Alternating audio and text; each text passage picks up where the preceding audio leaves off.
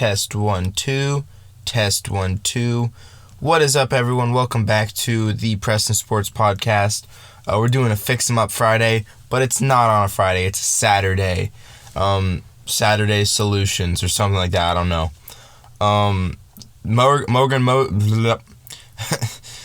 Something happened with the Jets yesterday. They signed a player that kind of changed a lot of what I had planned. Changed a lot of who they needed to re-sign, changed free agents to go after, so I kind of had to rework it a little bit. Plus, I got something just today that will help me do these a little bit better. We'll get into that later, but for now, make sure, like, subscribe, do the notification bell, just so you know whenever the videos are going up. Most likely they will not be on the day they're supposed to go up, but they will go up eventually. So, I don't know what I've already said, but we're doing the New York Jets today. I think the New York Jets had a very good offseason, specifically a very good draft. You saw them do what you wish you saw them do with Sam Darnold. They were aggressive. They traded back up in the first round to get Elijah Vera-Tucker, one of the better offensive linemen from that class. They, of course, took Zach Wilson. They took Elijah Moore. So they were very, very... I really like what they did in free agency. Or in the draft, rather. Their free agency was okay. I know they got Corey Davis, Carl Lawson. They tagged Marcus May. But they drafted Michael Carter. I think they drafted 2 Michael Carters, if I'm not mistaken. Yeah, both of the Michael Carters they took. But so the thing I bought the year subscription to PFF. I love PFF. I know the grades are not always the most accurate things and what you want to live and die by, but it kind of gives you just a relatively good idea of where the players are. I think they're pretty useful. But so we're just going to go through the depth chart and at least what we have now as their starters will be. Obviously, they're probably going to go with Zach Wilson. Interesting little stat. None of the quarterbacks on the Jets roster have attempted a pass in the NFL. Zach Wilson, James Morgan, and Mike White. I don't know if Mike White and James Morgan are also rookies. I would assume they're pretty darn close if they haven't taken a snap at any point in their career. But Zach Wilson really shot up draft boards in the offseason. Just looking at his college stats, his last year at BYU, 247 completions to 336 attempts. That converts to a 73.5% completion percentage, which is up a lot from his past 2 years. You're looking at 55.9 and then 62.4, 65.9, 62.4, just about 3,700 yards, about 8 less than 3,700, 11 yards per attempt, and then what is this, actual yards? Adjusted passing yards per attempt, it goes down to, that's not great for him. I accidentally reordered it. 11 yards per attempt. With everything adjusted, so I don't know exactly what they're doing, but 12.6 yards attempt.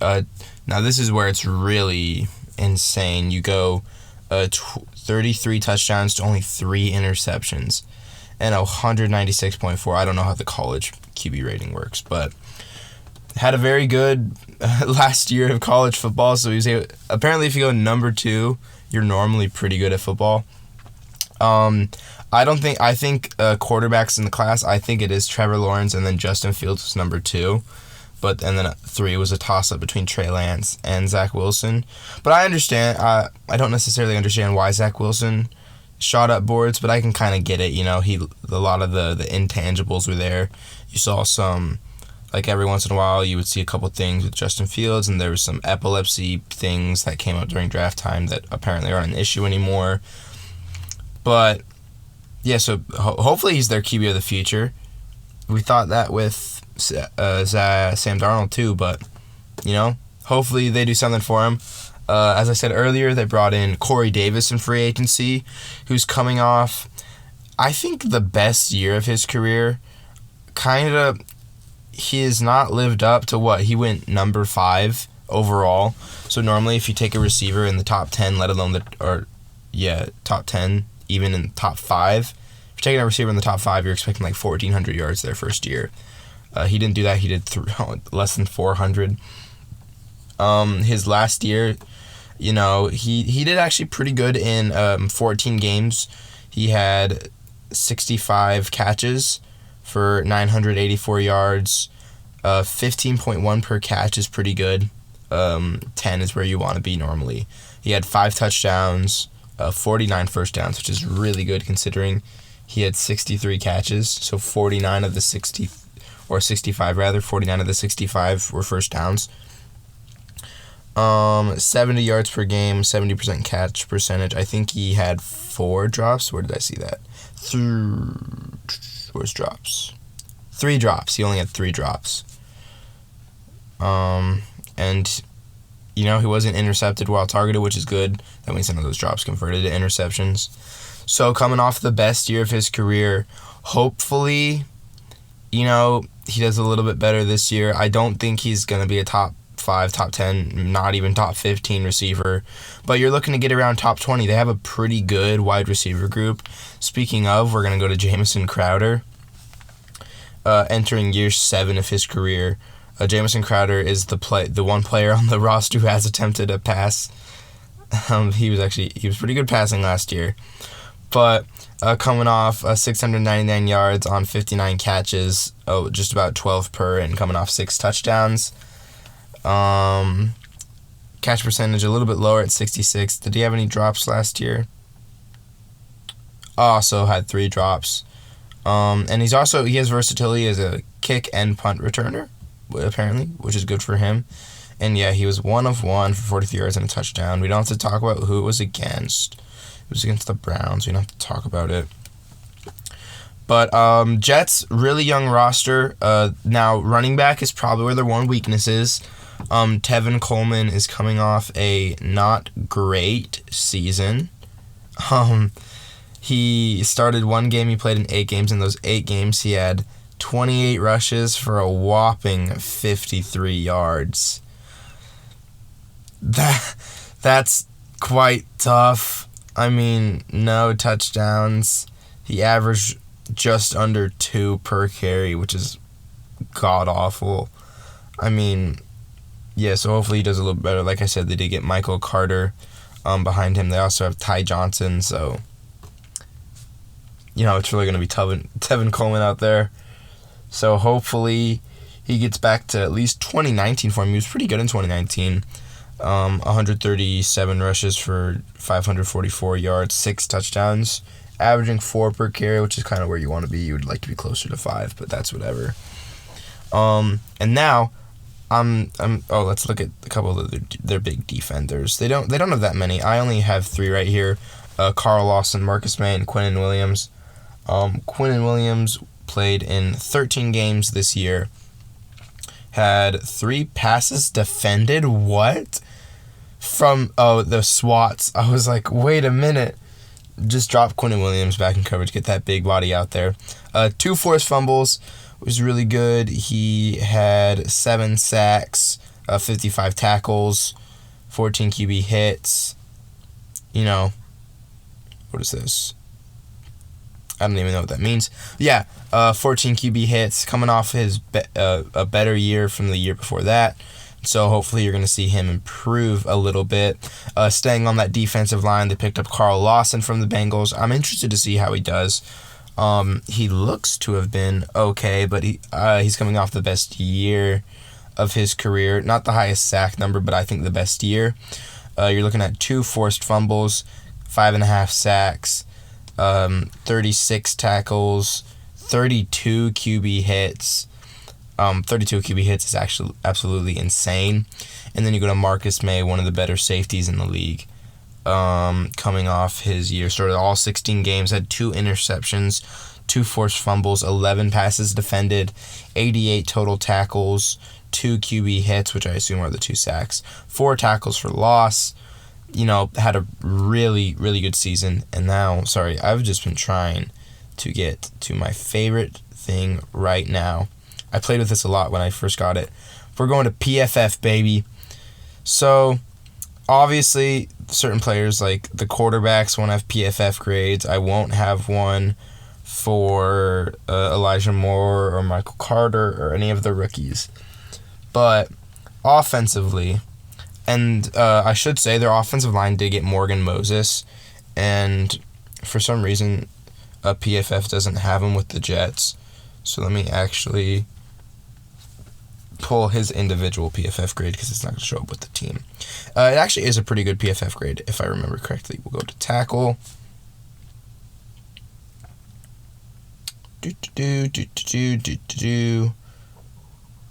Morgan Moses. It was the 18th, 79.9.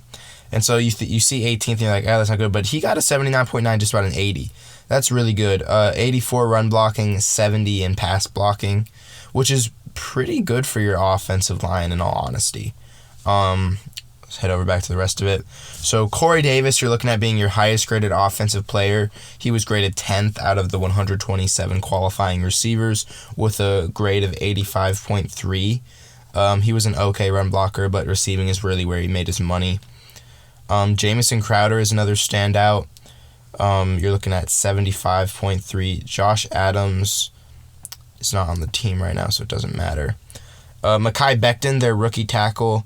Also, you kind of see 31st out of 79, so not great, but he was still at a 74. It was just a pretty good year for tackles, but you're looking to see improvement from him, and hopefully he does. Denzel Mims, another rookie, just at a 69.4. Run blocking really brings that grade down, but his receiving grade was a 70.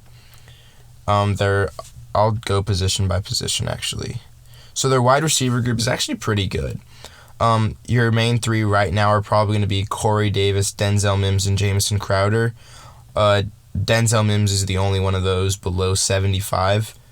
Jamison Crowder was at a 75.3. Like I said, Corey Davis was at a 85.3.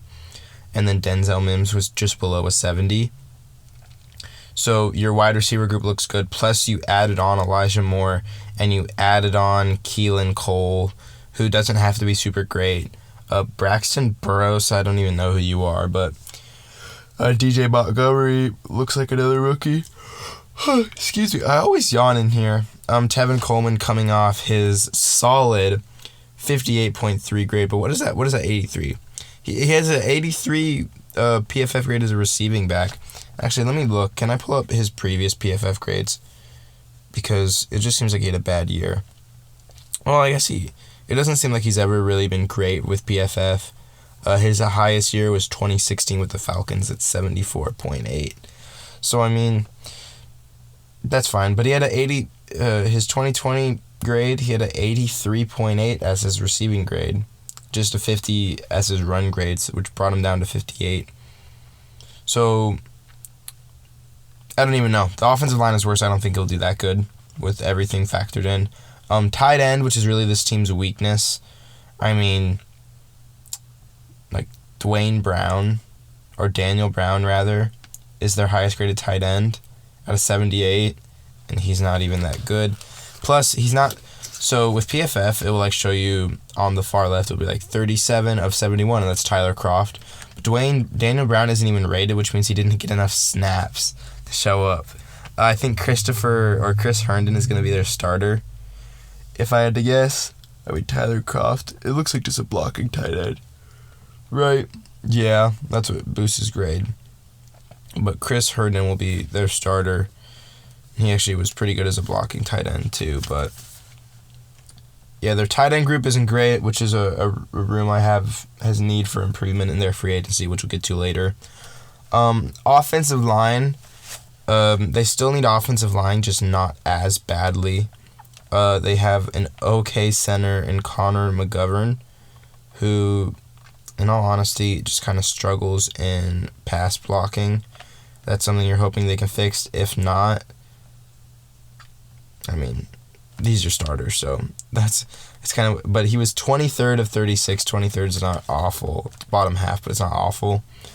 Their guards, with the whole not showing Morgan Moses, I'm worried they're not going to show me there. Let me just check the so Mekhi Becton, Greg Van Roten is who's their quote unquote starter right now. Greg Van Roten, there it is. 42nd of 80. Was good in pass protection, just struggled in run blocking. A 71 grade on Pass Pro, 54 on run blocking. So, I mean, just do better at run blocking, in all honesty. Had a 63 overall grade. And then Elijah Vera Tucker, the rookie, so we don't really know. I think he'll be pretty good. Mekhi Becton and Morgan Moses will be their tackles. So again, 74 as the grade for Mekhi Becton. Excuse me, and Morgan Moses will have the grade of 79.9. So pretty good tackle duo. Head over there to the defense. Let's just I'll go positions again. Corner is awful. Awful. Their highest ranked corner is 67th of 121. It's really bad. I mean, yeah, it's just bad. Even their safeties, like Marcus May, 5 of 94, really good safety. Everyone else, you're looking at LaMarcus Joyner, 89th, Ashton Davis, 80th, and then a lot of people are just unranked. Like even C.J. Mosley. I'll look at his 2019 PFF grade I think he played. Yeah, had a really good 2019, 75. So is he supposed to be back? Does anyone even know if C.J. Mosley's supposed to be back? I feel like I haven't heard anything from C.J. Mosley in a long time. But yeah, I mean, I have DB as a position to improve. And then edge also. Their interior defensive line is honestly pretty good. Quinn Williams, and I'm gonna say this name wrong, so just leave me alone. But his name is Folorunsho Fatukasi. Folorunsho Fatukasi. Pretty good. 14th, so they have the 12th and the 14th highest graded interior defensive lineman at 81, and then the difference isn't even that much, 81.4 to 80.1. And it looks like, I'm going to call him Folo excelled in the run defense, so probably plays more of a nose tackle type role, working head up on the center or in the one gap, with an 86 grade, which is really good. And then they did sign Carl Lawson, who was the 14th of 108. And then they have Vinny Curry, who is 39 of 108. And so you got to figure there's 2 starters on each team. So 2 times 32 is 64. And so of the ranked ones, he is a starter. And their depth on the interior defensive line is good. Like, you do that same thing, 32 times 32 is 64. They have the 12th ranked, the 14th ranked, the 35th, and then their lowest is the 66th. So one who's just barely not a starter, but that's their 4th string. That's crazy. So Sheldon Rakins was a free agency grab. They have a couple other edge rushers, but no one really of note. They have like Bryce Huff and Jabril Zuniga. Kyle Phillips. No one really care about. But anyways, after going through their roster, honestly, I might like going through their roster. Maybe not for 20 minutes, because that was a lot. Kind of have to, I'm still trying to figure out the best way to do it with the PFF grades.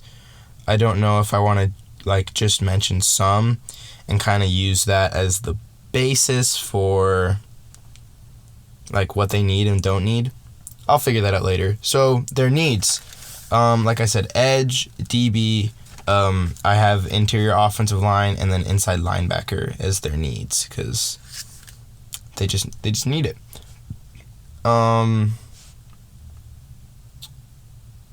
I'm noticing that I put inside linebacker, but I didn't write down any inside linebackers. So let me actually pull up. What am I going to pull up? Spotrac? Probably. But, so, a couple people. Ryan Jensen is someone who's set to become a free agent. That should be interesting. Now, Morgan Moses is on a 1-year deal.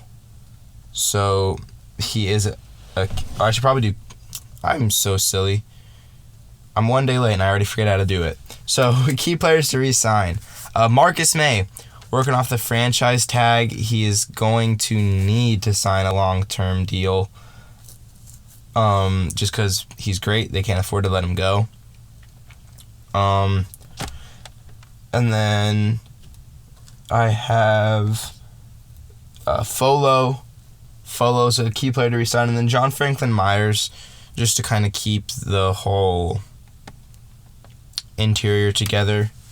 The Jets have a good amount of cap space, so they shouldn't be too worried about it. And as some second-tier players, I have Christopher Herndon and Jamison Crowder. Jamison Crowder might not be that big. It depends on how Elijah Moore is. If Jamison Crowder... Sorry, I'm playing with the Nerf gun. If Jamison Crowder ends up, kind of being not necessary because of the addition of Elijah Moore, then feel free to let him walk.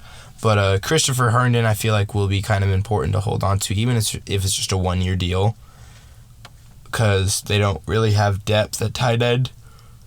So, let's see. Are there going to be any good tight ends in free agency? The problem with tight end is just there's such gaps between tight ends, and so unless it's one of the top 10 tight ends, it really won't help you that much. Zach Ertz, Jimmy Graham, Gronk. Yeah, I mean, maybe you go after Gerald Everett or Moali Cox or Robert Tonyan. But, O.J. Howard. Ooh, that's someone you should try to get if they let him go. Oh, yeah, David Njoku. Mike Gesicki will get re-signed. Dallas Goedert will get re-signed. Darren Fells. Darren Fells is on Detroit now. Good for him. Good for him getting paid. Yeah, anyway, sorry. So they're probably going to try to get a tight end. I didn't really write that in free agency needs. But of the free agents, so interior offensive lineman they could go after. They could go after Ryan Jensen, or it's really it. Just because they don't necessarily need guard. Laurent Duvernay-Tardif should be there in free agency for them if they want. Just to kind of solidify their offensive line, depending on how much money they have and how much he's demanding. Some edge rushers, they could get Tack McKinley, who's on a 1-year deal in Cleveland, or Hassan Reddick, who's on a 1-year deal in Carolina. Hassan Reddick kind of plays an edge linebacker hybrid role, but he's just better with his hand in the dirt playing edge, in my personal opinion. And so I think that he is definitely someone who, if he doesn't sign in Carolina, that they should consider going after. And Tack McKinley, it just depends on how your edges right now play. He'll probably be I don't see him being a starter. He'll probably be a rotational piece, but at best he could be a starter in the league, which would be awesome for him, and if New York can get him, awesome for them as well. Some defensive backs. Kareem Jackson is one out of Denver, kind of playing that strong safety role. I know Marcus May plays it sometimes. What do they have him? They do have him as free safety, so Kareem Jackson could definitely be someone to step up and play that role. Or they could... Boom, boom. What was I going to say? I was going to say something. Kyle Fuller is someone who they could get to play corner. I almost confused him with Kendall, and I was like, they could play him at safety. They could get Kyle Fuller on a 1-year deal from Denver, get him to play corner for him, or Charvarius Ward coming out of Kansas City. They could go after him. He's a free agent. And then one player who I think is kind of more of a depth piece, Sidney Jones, kind of there to play the nickel. Won't sign for too much money. I think that would just be a good signing by them. And those are all my possible free agents. If they really want to splurge on an offensive lineman or even an edge, I mean, you could go after Brandon Scherf from Washington football team. He's playing off the franchise tag. He's 31 years old, but he's a really good interior offensive lineman. So that would just solidify, like, their offensive line would just be really good at that point after re-signing Morgan Moses as well. And then even, I mean, you could go after Von Miller, depending on how he comes back after that Achilles. You could go after Chandler Jones. There's a couple good edge rushers. You probably don't want Dante Fowler. And even, hey, you want to splurge on a safety? Tyrann Mathieu set to be a free agent. We don't know if he's going to end up re-signing with Kansas City. He said he wants to, but say they can't get a deal done. And New York says, man, we really want to win some Super Bowls. Go ahead, pay Tyrann Mathieu. Devin McCourty's old. Joe Hayden is old. Jerry Hughes, old. I mean, Marcus Williams, get the Marcuses of the NFL. Like I already said, Ryan Jensen. Yeah, there's a good okay free agent class for what the Jets will need. But I think that is the best way I can fix them up. And so let me go back to the depth chart. So, and I already checked, there really isn't any good running backs.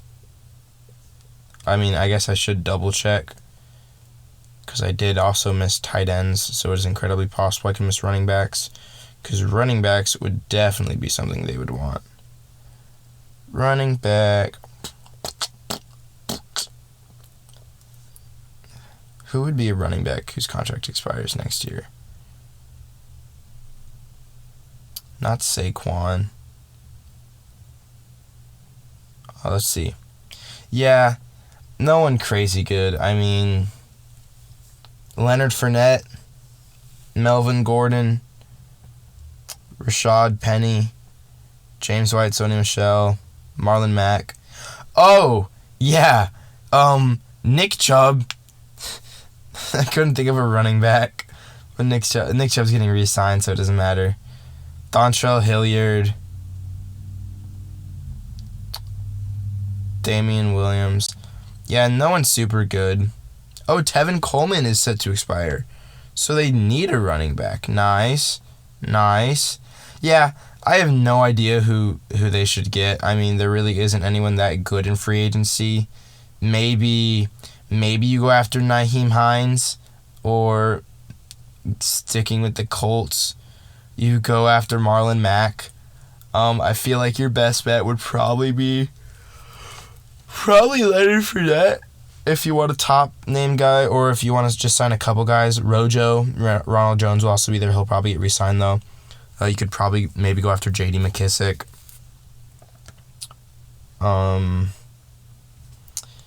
Yeah, so Damian Williams is someone I would actually go after personally, but yeah, so you're looking at the roster. Quarterback, we're looking at Zach Wilson. Sorry, loading. Zach Wilson, running back. I'll say Damian Williams is someone they should sign. A wide receiver, we'll assume that Elijah Moore develops well. So it'll be Corey Davis, Elijah Moore, Denzel Mims. Tight end, let's go crazy. They get David Njoku. So Zach Wilson, Damian Williams, Corey Davis, Denzel Mims, Elijah Moore, David Njoku, Mekhi Becton, Elijah Vera Tucker. We'll say they get... No, I'm going to say they stick with Connor McGovern. We'll say they get Laurent Duvernay-Tardif at right guard, and then Morgan Moses. They re-sign him at right tackle. They get Carl Lawson. They're going to stick with Quinn Williams and Sheldon Rankins. Actually, no, I'm going to say they get rid of Sheldon Rankins. And then they have Folo and John Franklin Myers behind them. And then let's say they get Hassan Reddick at their opposite edge. Their linebackers, I just don't think there's a great linebacking class. Did I forget to do that as well? Am I just stupid? Sorry, I just have to double check and make sure that I'm not an idiot. I mean, I know I am, but I can't be that big of an idiot. That would be embarrassing. Linebackers who contracts expire. Malcolm Smith will be a free agent, I know. Anthony Walker Jr. will be a free agent, I know. How many Browns players can I name? Will Darius Leonard be a free agent? Well, he's going to get extended, obviously. But he would be a free agent. Linebackers. Would B-Wags be up for an extension or no? Dante Hightower. Oh, yeah, I did look at this. No one crazy. Dante Hightower, Jarrad Davis. Jayon Brown would probably be their best option. They could go after Kirko as a rotational piece. Raekwon McMillan. Yeah, there's no one that good. There's not even that many, in all honesty. Looks like about 25. So, yeah, you're probably looking at Raekwon McMillan or Christian Kirksey or Anthony Walker Jr. As your linebackers. So we'll say they get A-Walk, Anthony Walker Jr., along with C.J. Mosley. And then they stick with Jarrad Davis. We'll say they splurge. They get Tyrann Mathieu at strong safety, Marcus May. They get Kyle Fuller along with Sidney Jones. So yeah, just to go through that one more time. Quarterback, Zach Wilson. Running back, Damian Williams. Wide receivers are looking like Corey Davis, Denzel Mims, Elijah Moore. Tight end, they go David Njoku. Offensive line from left to right, Mekhi Becton, Elijah Vera Tucker, Connor McGovern, Laurent Duvernay-Tardif, Morgan Moses. Defensive line left to right, Carl Lawson, Folo, Quinn Williams, Hassan Reddick. Linebackers, Will linebacker, weak side linebacker. Who would I put at weak side linebacker? I'll put Anthony Walker. Anthony Walker, weak side. No, you want Anthony Walker at Sam. Anthony Walker will play strong side linebacker. Weak side, you'll put Kirko, and C.J. Mosley will stay in the middle. Your corners are going to look like Bless Austin, Kyle Fuller, and then Sidney Jones in the slot. And your safeties are Marcus May free, Tyrann Mathieu strong. I'm going to do a little bit of work, try to figure out what the best format would be with the PFF grades, try to figure out the best way to work that because I'm not exactly positive. But yeah, thank you guys so much for listening. Make sure to like, subscribe, boop, the notification bell. I will be back on Monday. No idea what I'm going to talk about, but then Wednesday will be football philosophy. I'll be looking at running backs. And then next Friday will be Fix 'em Up. And I will be looking at something. Don't know what team I'm going to do yet. Comment down below what team I should do. And I will talk to you guys on Monday. Peace out.